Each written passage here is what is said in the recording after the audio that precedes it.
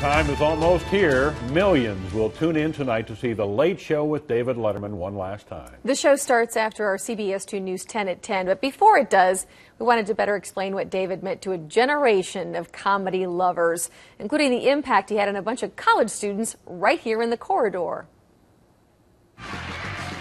It's hard to believe that it all began more than 30 years ago with a David Letterman many today wouldn't even recognize.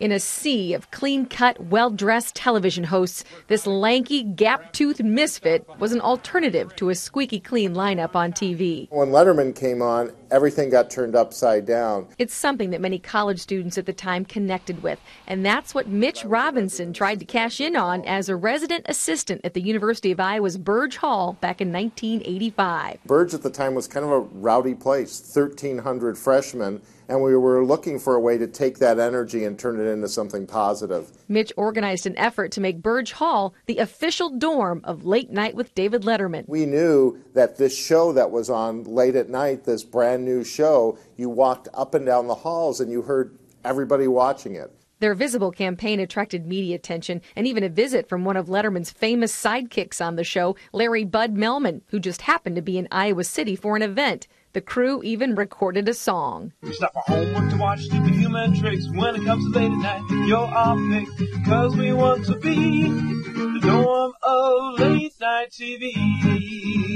But after all of that, nothing. In the years since, Mitch and his friends have moved on to some pretty big things. In Mitch's case, he even crossed paths with a man who was a longtime writer for The Late Show. That helped him get what they had waited 30 years to hear.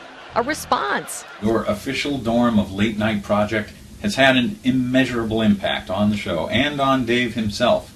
Immeasurable in the sense of too small to measure. Steve Young, a longtime writer for Letterman, also helped Mitch get an incredible honor when he visited the Ed Sullivan Theatre. As we walked through the catacombs, I kind of lost my way, and then suddenly a light was flipped on, and I was standing on the mark where David Letterman does his monologue from, and that was a huge thrill for me. And even though college was a long time ago for Mitch and his friends, Dave's writer hopes they never lost that spirit. Start thinking about some sort of high-spirited but ultimately fruitless project with which you can pester the Colbert Show.